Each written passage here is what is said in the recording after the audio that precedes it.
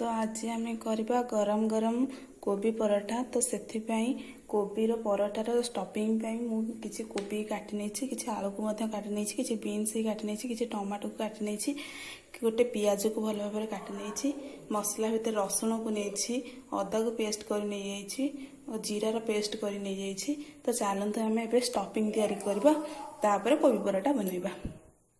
Finally तेल गरम हो आसला। तो तेल गरम हो गला मुझे सुखला लंका को आड करुच्ची, किछि जीरा सोरिषर मु फुटन दौची। फुटी आसला किछि पियाज को भी आड करवा, कटा जाइथिबा पियाज को भल भाव फ्राए करवा जमी ब्राउन कलर हम पारे। पियाज ए हल्का ब्राउन कलर हो आसला। तो से आम रसुण पेस्ट पकेगा, भल भाव मिक्स करवा। तो रसुण टी आसला बेलू अदा आप पकई पारे। अदा टी आसला बेलू से रखा जाइए टमाटो को आड करदे, आड कर मिक्स करदे। तो से आम टे पानी दबा।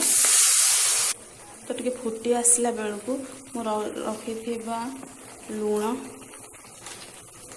जेहेतु मु अधिक नेउछि, तो से मते अधिक मसला मु देबी। आपण परिवार हिसाब से नियंतु और से क्वांटिटी रो मसला पकांतु।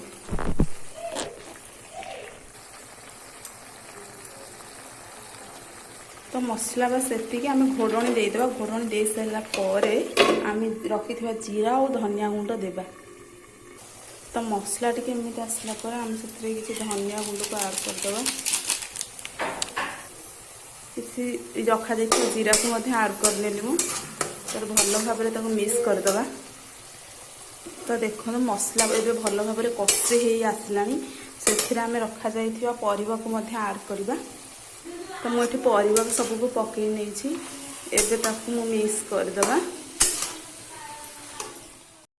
मिनट को सीझा को छाड़ीदे। आम से भितर अटा को चकुड़ी नहीं भल भाव बेलईदे।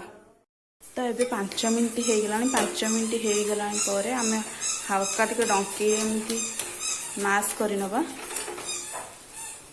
एमती मास करने द्वारा भल फ्लेवर भी आसी थाए। तो देखिपे एबे स्टफिंग रेडी। तो आसतु करवा कोबी पराठा। तो एमती रुटी अटा को भल भाव चकुड़ी को नहीं जाइए स्टफिंग भरी कर स्टफिंग को फ्राई करदे।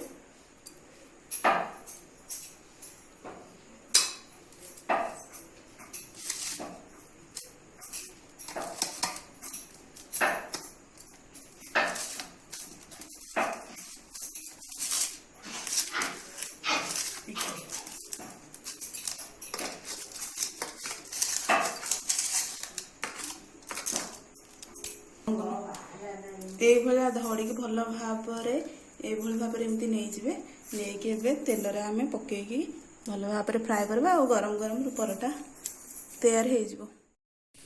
तो यही भाव तावार आपण पराठा को भल भाव सेकी पारे। सेकी गरम गरम पराठा एंजॉय करें। रही मो चैनल जब मोर यही कोबी पराठाटा आपको भल लगी था तो निहाती मो चैनल को सब्सक्राइब करूँ एवं लाइक कर दिंतु। रहुछि धन्यवाद।